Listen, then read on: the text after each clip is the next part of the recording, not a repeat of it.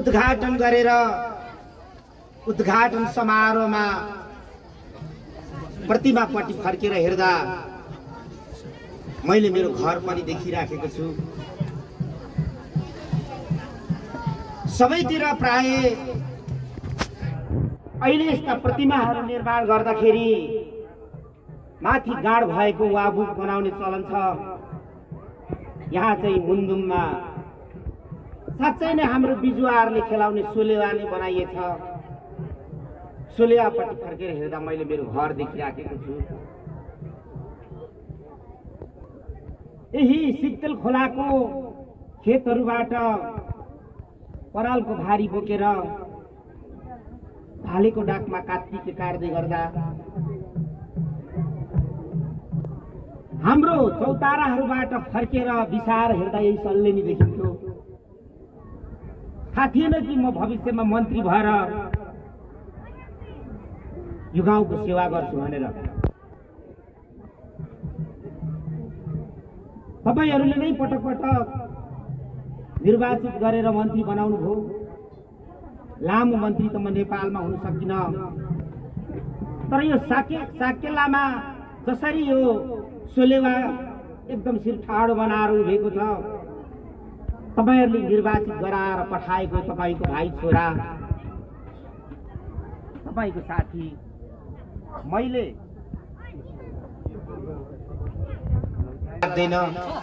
नजानेर मैले यदि त्यस्तो गरेको छु भने सुम्निमा र पारुहाङलाई साँची राखेर यो वाबुकको अगाडि उभेर तपाईहरुसँग म शिर झुकाएर माफी माग्न चाहन्छु।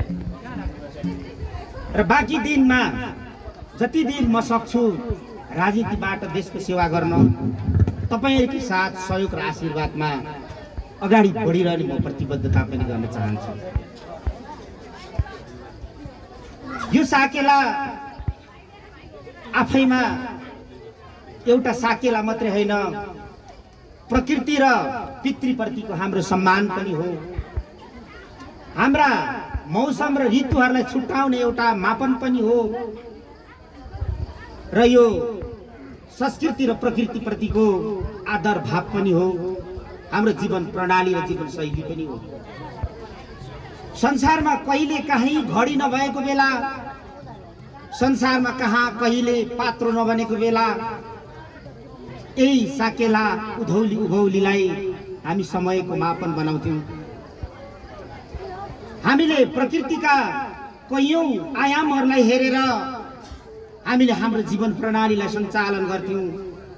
आज ती पितृ र प्रकृतिलाई सम्झिँदै तपाईँ हामी उपस्थित भएका छौं सल्लेनीको यो साकेला पातमा।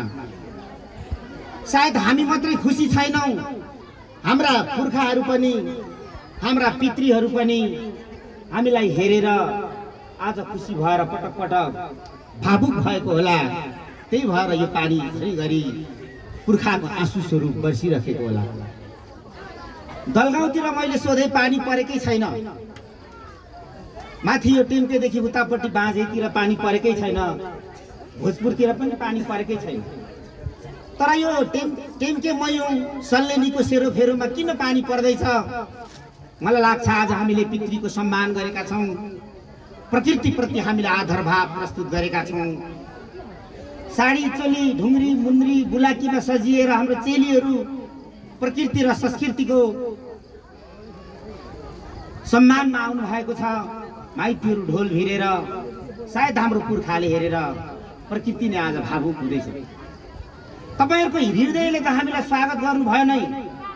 तपाईहरुको हृदयले मात्र हैन, प्रकृतिले पटक पटक पानी वर्षाएर हामीलाई स्वागत गरेको छ। मलाई लाग्छ यो गाउँको, यो समाजको, हाम्रो देशको पक्कै पनि आउने दिनहरुमा कठोर मेहनतका साथ उज्जवल भविष्य छ। हामीले हिजो दाउरा काटेको जंगलहरुमा आज दाउरा काट्नु छोडियो।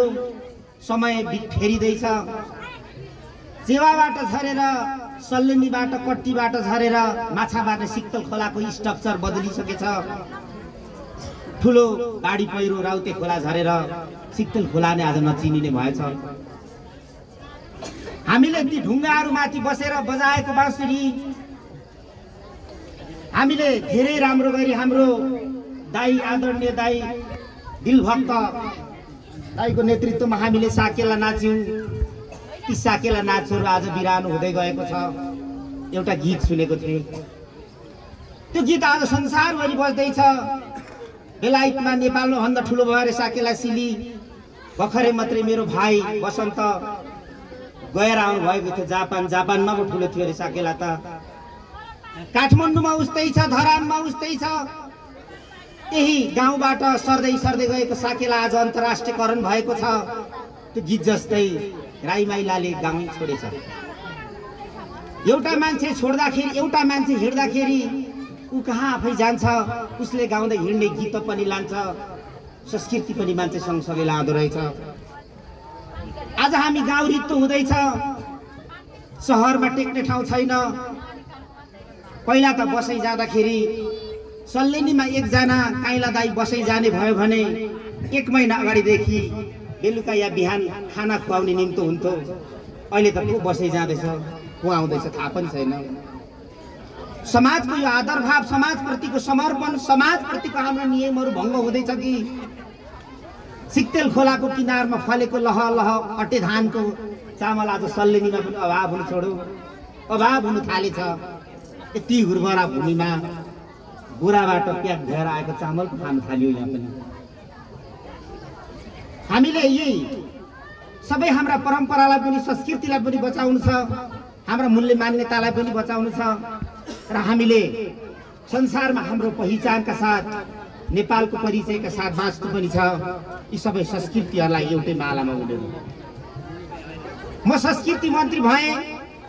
छोटो समय संस्कृति मन्त्री हुँदाखेरि देशको निम्ति मैले के गरेँ त्यसको हिसाब किताब इतिहासले गर्ला। तर यो दाबी गर्छु कि म तपाईहरुको शिर ढालिन। मैले धेरै काम गर्नु पर्थ्यो तर मैले सकिन, किनभने म बसेको कुर्सी र मन्त्रालयमा जति मैले तपाईहरुलाई दिन चाहन्थे त्यति थिएन भाडामा चामल।